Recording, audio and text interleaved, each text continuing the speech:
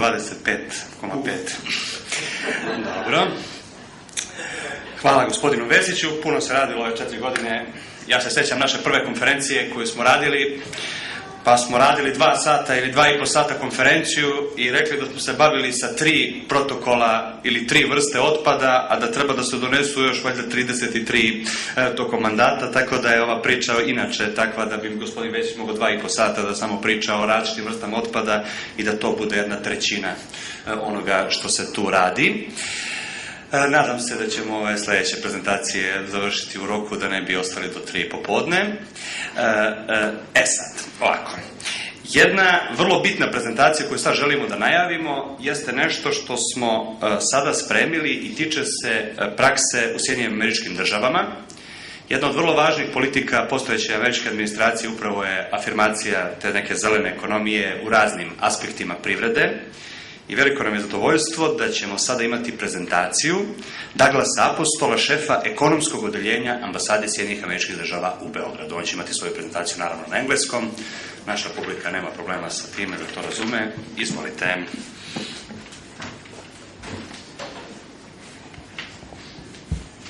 Hvala lepo. Dobro jutro, ja sam Daglas Apostol, šef Ekonomskog odeljenja Američke ambasade u Beogradu. And unfortunately, I'll have to continue in English because my Serbian just isn't great enough to do this speech only in Serbian.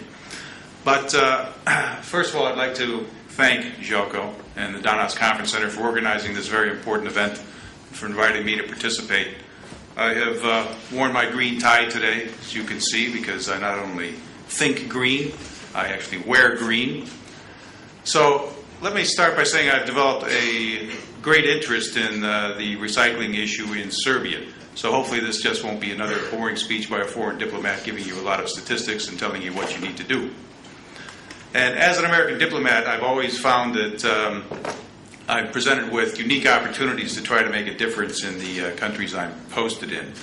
And that's how I view diplomacy. And it's much more than making speeches or attending diplomatic receptions. The key question for me is always, as an American diplomat, what can I do to try to make a difference in the country where I'm living? And so I came to view recycling as one such opportunity to try to make a difference in Serbia. And I can tell you the story of how I got interested, in this issue. I bought a little goodie bag to illustrate these things. And the reason I got interested was this. Because I moved to Serbia 2 summers ago, and I moved into my house, and during my moving day I had a nice bottle of Knaz Miloš, very impressive product, not here to advertise for it, but anyway, I finished the bottle and I thought, what do I do with it now? Where do I recycle this? Or do I just throw it away? What are the systems in Serbia for recycling? And so it got me to thinking. And in the meantime, my mentality was I just couldn't throw it away. So while I was looking into this, I drank another bottle and cans, and they all started piling up in my kitchen. And a couple of weeks go by, I've got a big pile of bottles, cans, and recyclable materials just sitting in my kitchen. I'm wondering, what do I do with all this? And my wife is going a little crazy, saying, you've got to get rid of this stuff. And one day I'm walking around my neighborhood and exploring, and I come across large bins for recycling. And I say, hvala Bogu, there they are, they've got the labels on them, ambalaja, limenka, papir, and I'm thinking, hvala Bogu, I can finally get rid of all that garbage that's sitting in my kitchen. And my wife was overjoyed. So I took all my garbage, I put it in my car, I drove out to these bins, and I threw it all away, and I thought, fantastic, I can recycle here in Belgrade. And that might have been the end of the story, except that sometime later I was speaking with an official from the Environment Ministry, and I told him this story, and how happy I was to see that recycling was actually taking place in Belgrade. And he said, well, that's fantastic, but I'm very sorry to tell you that most of that actually just ends up in the landfill anyway, in the deponia. And so I was a little bit shocked and disappointed at that. And actually later, very pleased to find out that that's no longer the case. Actually, those are taken to the recycling yard. But in any event, this prompted me to find out what the facts were in Serbia. And as Dan knows, Dan works in my section, we started this campaign in the embassy to try to, sort of get a hold on what the situation is here. We started traveling throughout the country. We started visiting recycling companies, Eurofoil in Bor, and Eurofoil's operation here in Belgrade, Green Tech in Novi Sad, Berzenplast, Umka, the paper recycler, Recan, which is Ball Packaging's recycling operation for aluminum cans. I'm happy to say there's an American connection to some of these companies too, such as Recan. Eurofoil has American investors in it. We just found another one not too long ago, Clover Technologies. It's an American company, Novi Sad, that remanufactures old printer cartridges. So don't throw those out. Collect them and you can sell them to Clover Technologies. And then down in Nice, Recyclage and the Recyclage U cluster is doing some very impressive work. And then I became quite well known in the embassy for trying to visit as many deponias in Serbia as I could, and people thought that was, well, it's a little strange for this American diplomat running around looking at these garbage dumps, but anywhere there you had it. So I went out to Vinča, I've been to the Otpad recycling yard here in Belgrade, and by the way, with Otpad, our embassy has a complete recycling program internally to the organization, so we collect everything, and personally in the embassy I recycle 100%. And we have an agreement with OPOD to come and pick it up occasionally when our recycling bins get full. And we're trying to cut the same deal with Clover Technologies for printer cartridges as well. And the other place I went to Jagodina and finally to Duboko and the regional landfill, which is near Užice. And does everyone here speak English, by the way? Are we? You all understand me, right? Okay, perfect. And I don't know how many of you have visited any of these landfills. There's a great contrast between many of these, but if you've ever had the chance, I encourage you to go to Duboko because, to paraphrase American writer John Reed, who visited the Soviet Union during the early days of communism, said, "I've seen the future and it works." Well, maybe John Reed wasn't exactly too prescient, but I felt the same when I went to Duboko because it was a very, very impressive modern landfill, and I'd never been so happy to see a garbage dump in my life. But this municipal landfill was very impressive. They've got modern collection systems for separating the recyclables and processing them. Actually, Eurofoil was fortunate enough to conclude a commercial contract with them. So in all these visits, I always learned something new. We added to our base of knowledge, and we started spreading the message that recycling is important for all of us. It's important for the future of our planet, for our environment, and that Serbia has great potential to develop and improve the recycling capabilities. And that all of us who are interested in this issue, in the public sector, in the private sector, in the NGO sector, can learn from one another and try to spread best practices in waste management throughout all of Serbia. And I mentioned the private sector specifically because I want to stress there's a lot of money to be made in garbage. And unlocking the commercial potential of recycling is going to be a key driving force for developing Serbia's recycling capacity. So you asked me here to talk a little bit about the United States, of course, so I don't want to talk about Serbia the whole time. But in any event, I think I want to shift focus to the U.S. for a minute, and I think our experience has great lessons for Serbia. This is Alexandria's website. I'll use that a little later, but I really grew up with the environmental movement in the United States, and I saw it develop over time. And I can say that Serbia is really in a similar stage where the United States was not all that long ago. Okay, the clip will come up in a minute. And, as a matter of fact, when I was growing up in the U.S., I'll take my plastic bottle back for a second. But it was very common for people to just drive along the highway, finish their can of Coke, and just throw it out the window. Everybody did that. Nobody really thought very much about it. We didn't have the consciousness, the mentality to really think that there was a problem with this. And so when I was growing up, people were just constantly just throwing garbage. sort of on the streets. Littering was a huge problem in the United States. So I travel through Serbia today, and I see some of that same sort of, I don't know if it's mentality, but at least the consequences of it. There's a litter problem here, and you see the unauthorized dumps in the countryside, and that's a shame.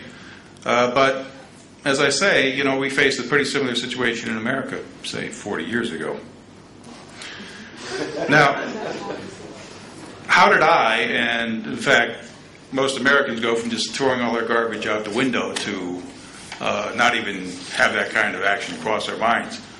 And today, to develop this thought that we have to protect the environment and recycle all this garbage. Well, we changed the public consciousness, we made people aware, we changed public awareness, and we made fighting litter a national priority.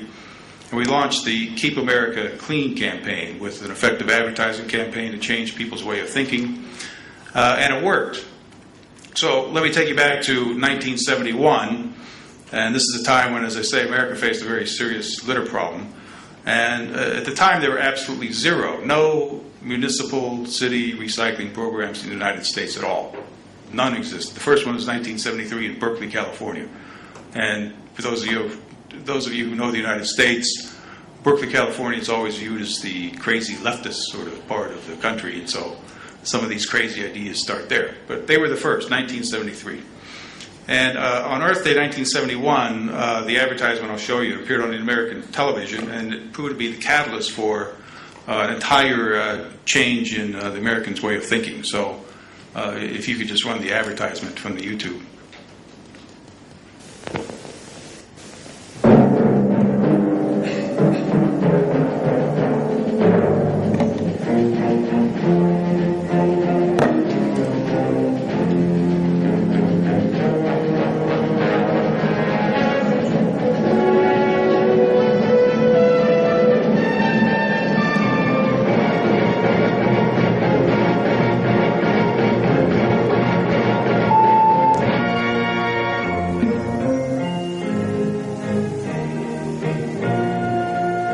Some people have a deep, abiding respect for the natural beauty that was once this country.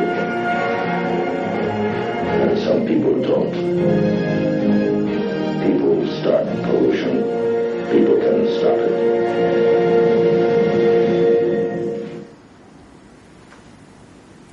Has anybody ever seen that commercial? No. Well, that was from 1971. And I can tell you that when I was young, I still remember this ad to this day. And this ad not only changed my way of thinking, it changed the thinking of many, many Americans. And since I saw that ad, after that time, I've never ever since thrown a plastic bottle or some piece of garbage out my car window. I don't litter anymore. And I attribute a lot of it to that ad, and it changed a lot of Americans' way of thinking. So these campaigns can be very, very effective. And we saw a generational change, and I tell some of these stories to younger Americans about how people used to just throw garbage out the window in America. And I sometimes show them this ad on YouTube, and they're sort of shocked because it's not even part of their mentality to think that they would be throwing garbage out and littering the countryside in America. It's just we've completely changed our point of view and way of thinking.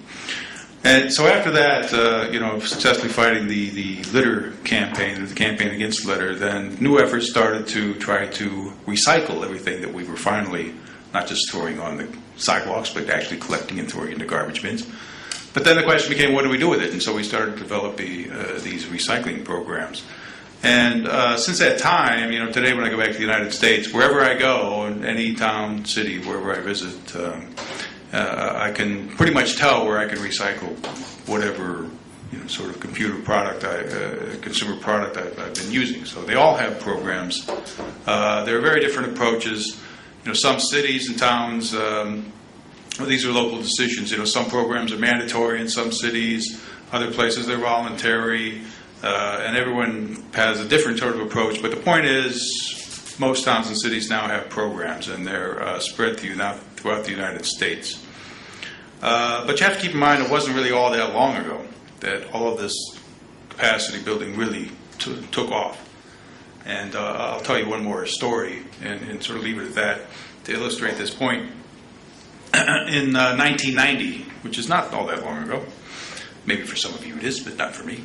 I was living in Alexandria, Virginia, which is a beautiful old city near Washington, D.C.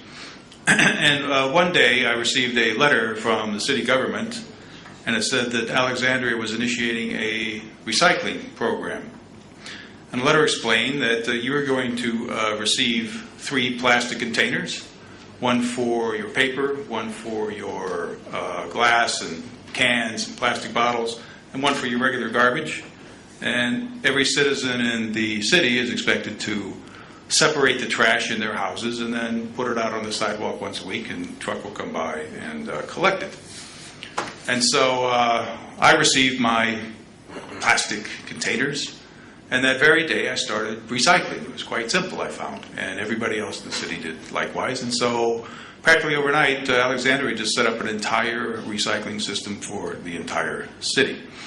And you can post the website now. And just out of curiosity, it's up there. Out of curiosity, I Googled this yesterday to look up Alexandria's program, and I found this website. It's fantastic. It has everything you want to know about what to recycle, how to recycle it, all the questions, what happens to the recycled materials, and also I noticed that they have a state of the recycling report for the last fiscal year. And in this report it says that Alexandria is now recycling 40% of its total waste. Total waste, 40%. And they generated last year about $500,000 in revenues. Remember I said there was money in garbage, so they're actually making money from this. And they saved about $1.3 billion in costs that would otherwise be required to dispose of all of this garbage. So, I'm very encouraged by Alexandria's story, and I think it's a great example for towns and municipalities here in Serbia. And everything is right there on the website. I encourage you to look at it, and it's a model for really what could be done here. And this is just an example I picked at random because I happen to live there. Other cities have equally effective programs. And I promised I wouldn't bore you with statistics, but I'll just give you one to show you how fast recycling has really developed in the United States. Because in 1960, before the environmental movement really took off, only 6% of the total waste in the United States was recycled. In 1980, the total was still only about 10%. So it's really not much of a change in 20 years. And this is after the environmental movement really kind of got established. But we're still only 10% in 1980. But by 1990, we had reached 16%. And today, 1/3 of all the waste in the United States is recycled. So I think it's a pretty impressive result in a relatively short time. And what does all this mean for Serbia? What are the lessons that you can draw from the United States experience? I would offer these. First of all, change public consciousness. Find some version of a crying Indian television commercial. I know you don't have Indians here, but something that sort of touches the Serbian mentality that can change public perception. I know there's a Clean Serbia campaign, but I just recall the effectiveness of the campaign in the United States and what that did to really transform the public's thinking. And related to that, set an example in your own lives. Recycle what you can. I always do that. Cut down on your waste. I have another prop here I can show you, which is just a bag from ExxonMobil. So the oil companies aren't all bad, but it's made from recycled materials. I have half a dozen of these. I take them to the grocery store whenever I shop here in Serbia. So I don't use the plastic bags that, although they are recyclable, most people just throw them out, right? And even here at the embassy, down in our little shop, we have these little recycled bags that you can use also with the American Embassy logo. Secondly, I think it's important to just try to make the systems as simple and easy as possible for the average citizen. And I go back to the example of Alexandria. The city just gave me these 3 plastic bins. It was that simple. They were for free. I didn't have to pay for them. I know that cost some money for a municipality, but I had them, and that very day I started recycling. It was just very simple for me. And I've been recycling ever since. All it took was just sort of giving everybody these 3 plastic bins. It was very simple, and people really adapted to it quite quickly. Third, I would emphasize that there's money in garbage, and money counts. So open up recycling business opportunities for the private sector, and they will drive the creation of a commercial recycling industry. And today we're seeing the development of these businesses. I give you the example of Eurofoil, for example, and many, many others that I've visited. Very, very encouraging. And finally, and perhaps most importantly, just believe in yourselves, believe in this issue, and keep moving forward. I just draw your attention to the fact that recycling barely existed in the United States 40 years ago, but over just a few decades, all American cities and towns have developed effective recycling programs, and an entire commercial recycling industry has been built up from nothing. So we did it in America, and Serbia can do it too. So thank you.